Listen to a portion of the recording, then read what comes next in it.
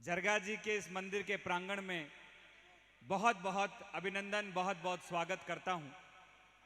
आप सभी भक्तगण जिस श्रद्धा से इस भजन संध्या को सुन रहे हैं, आनंद ले रहे हैं, बहुत अच्छा लगता है आप सबको देख के। अपने परिवार में आया हूं, खूब मान सम्मान मिला है, खूब प्यार मिला है। पिछली बार भी आया था जब मैं राजस्थान की एनएसयूआई का प्रदेश अध्यक्ष था। एनएसयूआई कांग्रेस का छात्र संगठन है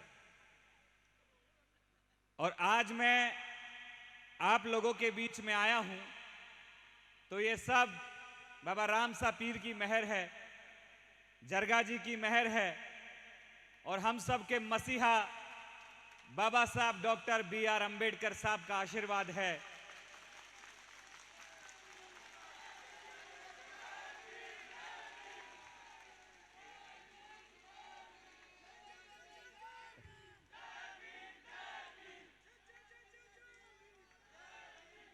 ये सब बाबा साहब अंबेडकर की देन है कि उनके पद चिन्हों पे चलने वाला एक आम साधारण परिवार में मैं जन्मा। मेरे पिता मजदूरी करते हैं। राजनीति में दूर दूर तक कोई परिवार में नहीं है, ना कोई पंच, ना कोई सरपंच, दूर दूर तक राजनीति का रह नहीं समझते हैं।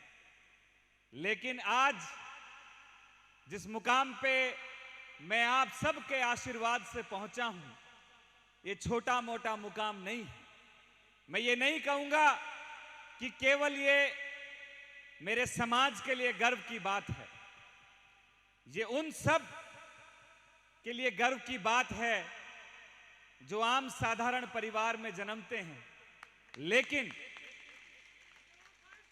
अपनी मेहनत, अपने संघर्ष के दम पर ऐसे आयाम स्थापित करते हैं जैसे बाबा साहब अंबेडकर ने एक पूरे विश्व के अंदर अपना नाम छोड़ा।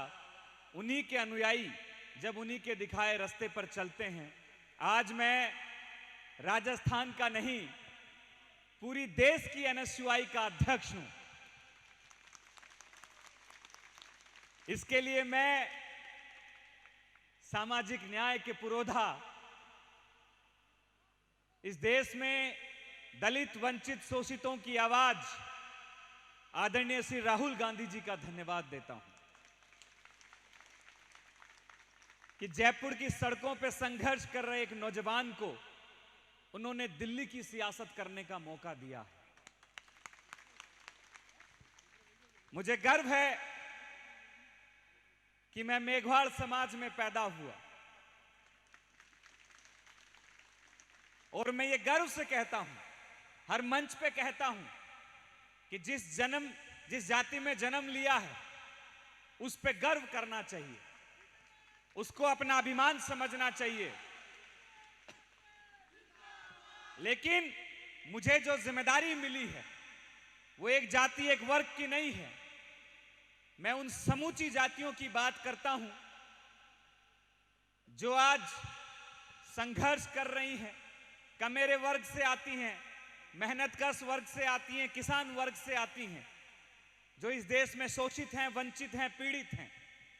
मैं आपको विश्वास दिलाता हूं कि आप सबने मुझे वो कुर्सी दी है, पूरे राजस्थान के अंदर आज तक के इतिहास में मैं पहला हुआ हूं जो उस कुर्सी तक पहुंचा हूं।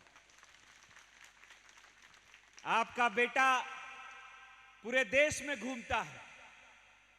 अभी मैं असम के चुनाव में गया, वहां अपने लोगों से मुलाकात की, उनकी समस्याओं को समझा। आज सुबह मैं केरल में था, जब मुझे पता लगा कि जरगा जी का प्रोग्राम है, मेरे परिवार के सब लोग इकट्ठे होंगे, तो मुझे उनसे मिलना चाहिए, उनका आशीर्वाद लेना चाहिए। तो मैं सुबह की फ्लाइट पकड़ के सीधा आप लोगों के बीच में आया। बड़ी जिम्मेदारी मिली है, व्यवस्थाएं भी बड़ी हैं और व्यस्तताएं भी बड़ी हैं। मैं इस चीज के लिए किशन जी का और पूरी समिति का धन्यवाद देता हूं जिन्होंने मुझे आपसे रूबरू होने का मौका दिया। मैं बाबा साहब अंबेडकर का बहुत बड़ा अनुयायी हूं और मुझे खुशी है कि आज हमारे समाज से ऐसे ऐसे बच्चे निकलने लगे हैं, चाहे वो राजनीतिक क्षेत्र हो, चाहे वो सामाजिक क्षेत्र हो, या फिर पढ़ाई लिखाई, नौकरियां, खेल कूद, अन्य कोई भी क्षेत्र हो, सब उनके अंदर अपना नाम रोशन कर रहे हैं। भंवर मेघवंशी जी यहां बैठे हैं, बड़े अच्छे पत्रकार हैं, किताब लिखते हैं, देश दुनिया के अंदर उनकी किताबें पढ़ी जाती हैं। तो आज आपके पास कलम के सिपाही भी हैं, तो आपके लिए वो लोग भी हैं जो आपके लिए संसद में और विधानसभा में छाती ठोक के, सीना ठोक के आपके लिए लड़ाई लड़ने वाले लोग। आज आपने विनोद जाखड़ तैयार किया है राजनीति के अंदर, जो बेबाकी से अपने समाज की आवाज उठाता है, अपने समाज की बात करता है। तो मैं ये विश्वास दिलाता हूं कि मैं इस लड़ाई को केवल एक विनोद जाखड़ तक सीमित नहीं रखूंगा, मैं इस पूरे देश के अंदर हजारों विनोद जाखड़ पैदा करूंगा जो आम साधारण परिवार में होंगे। मेरी माताएं बहनें यहां बैठी हैं, आप देख रही होगी कि ये कौन है, जिसके साथ साथ युवा बड़े जोश में हैं, जिसके साथ लोग फोटो खिंचा रहे हैं। मैं आपकी कोख से जन्मा हूं। मेरी माताजी अनपढ़ हैं, सीधे तौर पे हिंदी भी नहीं बोलने आती। जब वो मुझे देखती है इतने लोगों के बीच में घिरा हुआ, इतने बड़े बड़े नेताओं के साथ बैठते हुए, तो उसको बड़ी खुशी होती है। उसको पता नहीं मैं क्या बना हूं, बहुत ज्यादा पता नहीं है कि मैं कोई नेता हूं, उसको ये पता है कि मेरा बेटा नेता है। लेकिन उसको ये खुशी है कि हमारी 7 पुश्तें या हमारे गांव के आसपास भी ऐसे कोई नहीं थे कि जिनके घर पे नेता आ रहे हो, इतने बड़े बड़े लोग उनको आशीर्वाद दे रहे हो। उसकी पूरे प्रदेश के अंदर, देश के अंदर नाम चल रहा हो, बन रहा हो। तो मैं आप सबको, मेरी माताओं को विश्वास दिलाता हूं, आपको अब चिंता करने की जरूरत नहीं है। आपका बेटा विनोद जाखड़ आपसे यह वादा करता है कि आपके ऊपर कभी भी किसी प्रकार की कोई आंच नहीं आएगी। आपकी बुढ़ापे की लाठी मैं हूं। मेरी बहनों को विश्वास दिलाता हूं कि आपका भाई आपके साथ में खड़ा है। आपको किसी भी प्रकार की कोई समस्या हो, आप मुझे बेझिझक बताइए। मैं आपके भाई के रूप में हमेशा आपके साथ में खड़ा हूं। मैं इस समाज से भी कहना चाहूंगा कि अब आपको डरने की जरूरत नहीं है। मैं उन नेताओं में से नहीं हूं जो राजनीति या वोटों के स्वार्थ के चक्कर में अपने समाज का गला घोट दूं या अपने समाज के हितों की बात ना करूं। हम राजनीति को भी ताक पे रखते हैं और वोटों को भी ताक पे रखते हैं। अगर हमारे लोगों के ऊपर अत्याचार होगा तो हम बेबाकी से लड़ेंगे, क्योंकि ये लड़ने की क्षमता हमें हमारे बाबा साहब अंबेडकर ने दी है। मैं नौजवान साथियों से भी कहूंगा कि आप सभी सही दिशा में चलो, क्योंकि मैं आज देखता हूं कि मेरा नौजवान समाज पढ़ लिख रहा है, लेकिन एक बुरी लत ने इस समाज को घेर लिया है, वो है नशा। साथियों, कोई धनी नहीं है हमारा। बाबा साहब अंबेडकर नहीं होते तो आपको क्या लगता है आप ऐसे खुलेआम बैठ रहे होते या ऐसे गाजे बाजे के साथ खुशियां मना रहे होते? मुझे नहीं लगता ऐसा होता। जो ताकत बाबा साहब अंबेडकर ने हमें स्वाभिमान से जीने की दी है, उसको स्वाभिमान से जियो। नौजवान साथियों, इस समय है, हम ऐसे दौर में हैं जहां आज कुछ ऐसी ताकतें हैं जो आपको कमजोर करने का काम कर रही हैं, आपको आपस में लड़ाने का काम कर रही हैं, आपको बांटने का काम कर रही हैं, इस देश के संविधान को खत्म करने का काम कर रही हैं।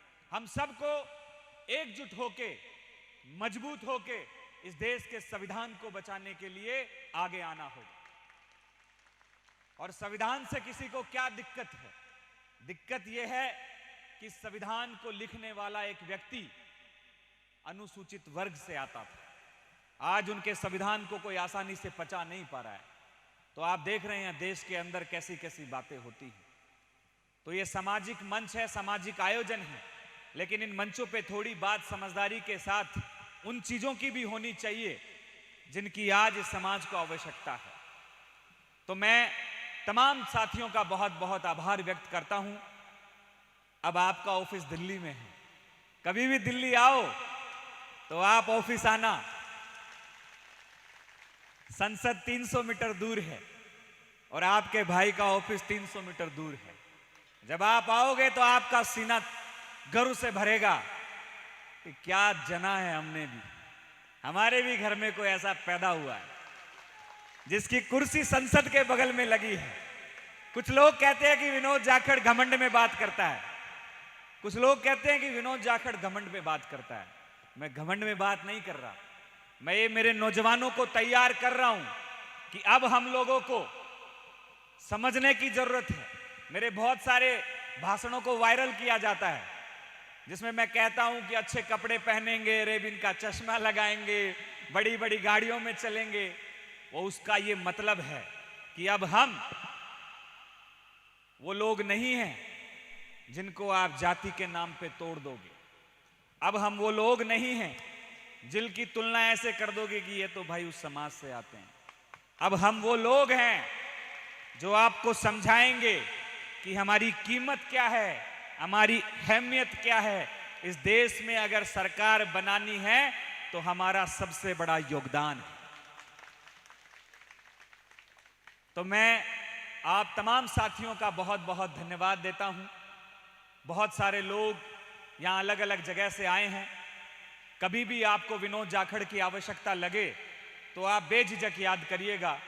और बस इतना सा कह के अपनी बात को खत्म करूंगा कि किसी भी तरीके से आपको कमजोर पड़ने की जरूरत नहीं है। जो नौकरी कर रहे हैं खुल के नौकरी करो, डरने की जरूरत नहीं है। आधी रात को हमारे दरवाजे खुले हैं, सरकार की ईंट से ईंट बजा देंगे अगर हमारे लोगों की तरफ आपने नजर उठा के देखी। क्योंकि मैं देखता हूं बहुत पीड़ाएं आती हैं। सरकारी आदमी अगर थोड़ा सा सामाजिक कार्यों में लग जाता है तो उसको इधर उधर ट्रांसफर करके फेंक देते हैं, या हमारे लोगों को फंसा दिया जाता है, कहीं करप्शन में फंसा देते हैं, कहीं झूठे आरोपों में फंसा देते हैं। वो जब हमारे नेताओं के पास फरियाद लेके जाते हैं तो इतना दम नहीं हमारे नेताओं में जाके कि वो मुख्यमंत्री से लड़ाई लड़ सके।